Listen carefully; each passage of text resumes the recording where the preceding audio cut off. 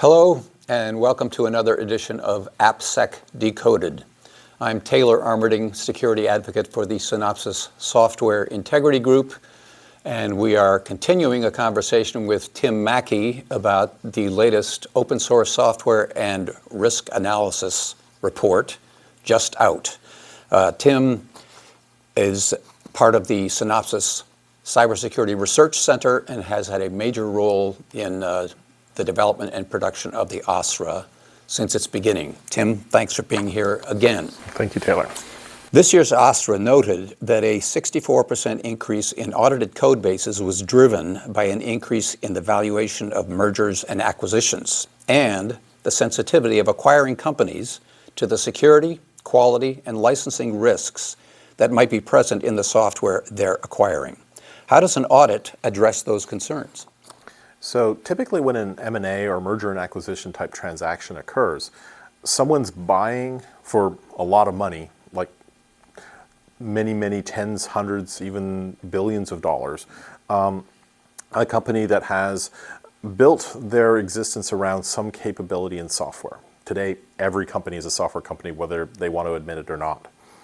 What that means is that there is a set of risks that are inherent to that transaction on the technical side.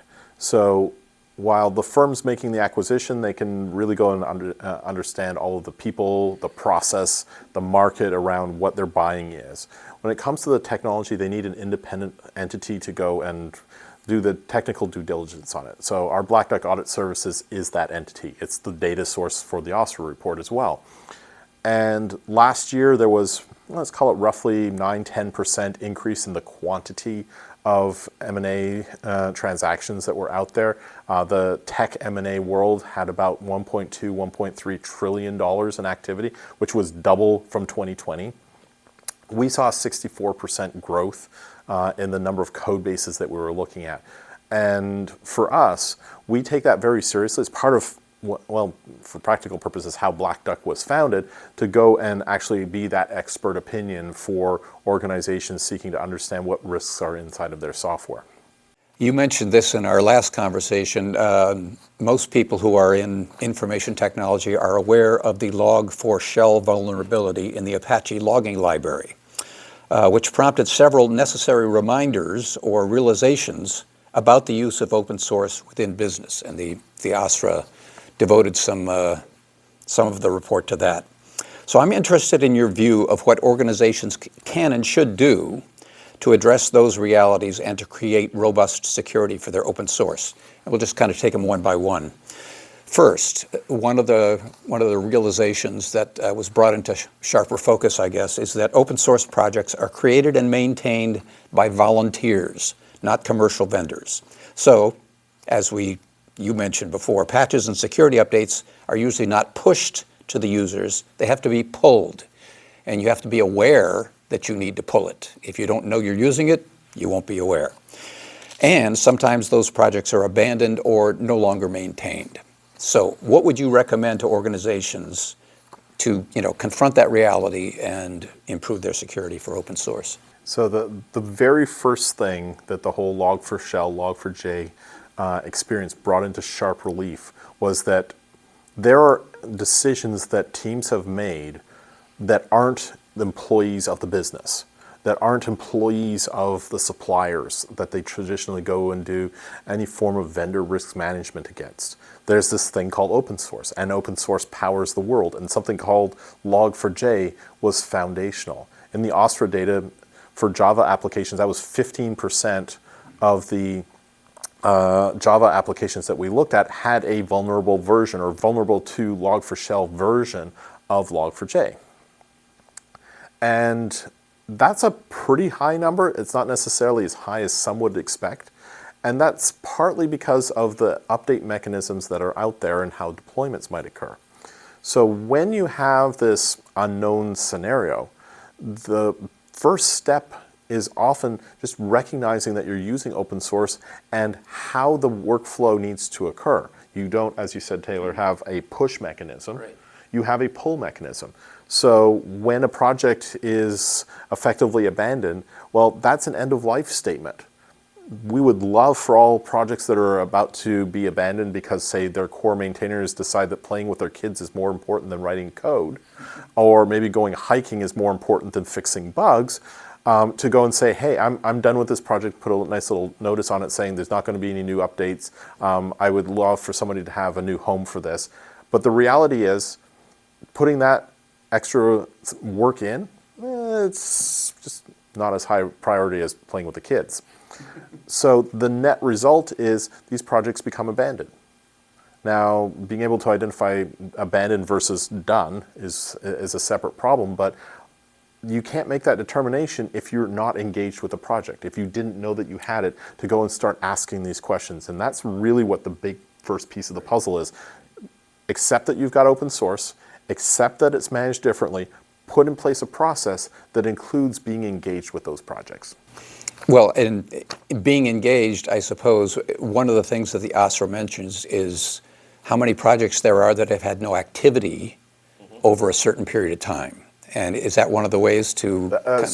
That's a good example of an abandoned project. Right. Now, you can't make the determination between, hey, the guy went off to go play with the kids, versus its functionality that is complete and quote-unquote done, unless you're putting in that extra little bit of effort.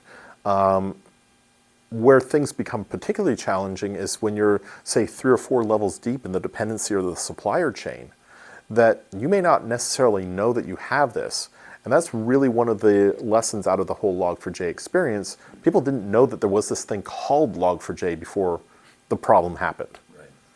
And it was a lot of media attention that said, we need to go and do this. It was that big of an impact. Right.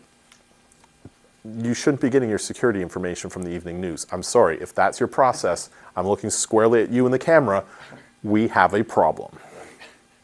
Popular open source projects have large numbers of volunteers, a lot of people working on them to help maintain the code. But as the OSRA reported, there are millions of projects with fewer than 10 people maintaining it, in some cases, 1 person maintaining it. And in some cases, components have had no updates or maintenance for years. Now, you've spoken to that a little bit, but what does an organization do given that reality? That project that has, say, half a dozen developers working on it, it's a startup. Now, it could be a startup that's going into maintenance mode and it's just kind of winding down, or it could be a startup on its way to being the next big, great thing. But half a dozen developers might be the perfect number for that particular project. Right. Kubernetes, thousands is probably the right number for Kubernetes. The Linux kernel, big number again, makes perfect sense. And so people kind of get a little bit confused when they see, for example, GitHub having millions and millions and millions of projects that, well, that must mean that there are millions of developers working on open source, independent of what the capabilities of the project. That's not a reality. Again, going back to the commercial software world, that startup, well, now I have millions of startups. Which ones are going to survive?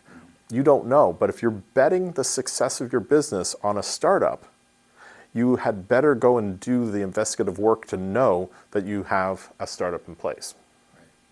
Too many users take a trust and don't bother to verify approach to their software. You've called this, I've heard you call it the woohoo model, because too many development teams use it without performing the security reviews required for commercial or proprietary software. So I'm assuming that your response to that would be get your act together and trust and verify, or don't trust until you verify. Yeah, so this woohoo model, for anyone who's not familiar with it, I call it I've just discovered this shiny little object out on the internet someplace that solves all of my problems. Isn't this great? Woohoo, I'm going to take this and bring this into my organization. Because it's so shiny and awesome, I'm putting that thing straight into production. And because it's so shiny and awesome, the world is going to be my oyster.